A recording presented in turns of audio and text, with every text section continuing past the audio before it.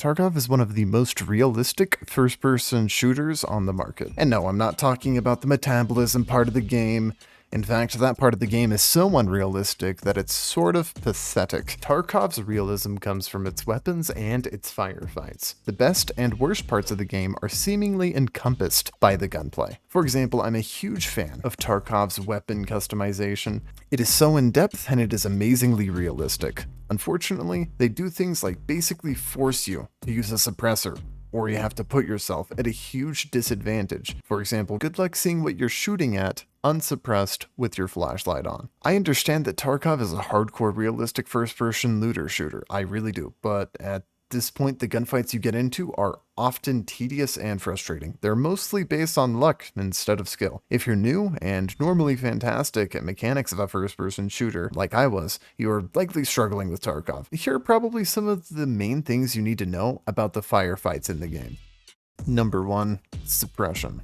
Basically, what suppression does is blur your screen when you are being shot at, and not by a little bit. People who edit Tarkov content may know what I'm talking about. Oftentimes it will be blurry for 15 frames and then give you just a couple of unblurred frames afterwards. Needless to say, this gives a massive advantage to the person who engages first. Number 2. Aim punch. Aim punch is what it sounds like. If you get shot, your crosshair will jump around and probably put you off target. Number 3. Painkiller meta. We have all been there. Your painkiller just ran out, and you died because you could not get into cover. Likely one of the most unrealistic parts of Tarkov is that it forces you to be on painkillers like ibuprofen 100% of the time. Number 4. Armor and backpack debuffs. The lying scum, also known as BSG, said they would take away the turning speed debuffs, which literally change your mouse sensitivity. It has been several months, and yet nothing. Armor debuffs like movement and ergo are fine if you ask me, if not a little annoying. The problem is the turning speed debuff. I can't even comprehend what sort of a moron thought that would be a good idea.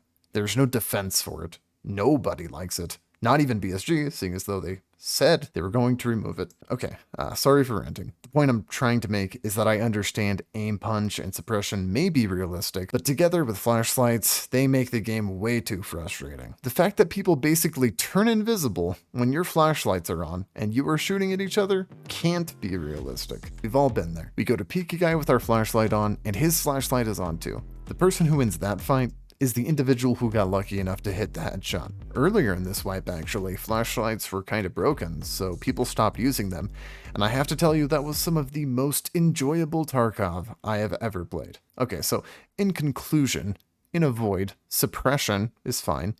In a void, flashlights are fine.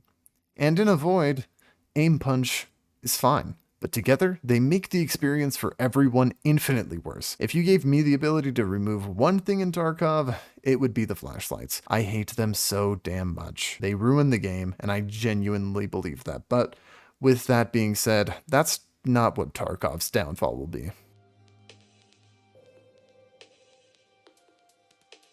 The real downfall of Escape from Tarkov will be its greasy, moronic, lying and greedy developers, BSG. They constantly tell half-truths and full-out lies.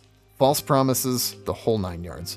The idiots consistently make changes to the game that nobody, not a single person, likes. Tarkov has enough content. There is no other reason that this game is in beta other than greed.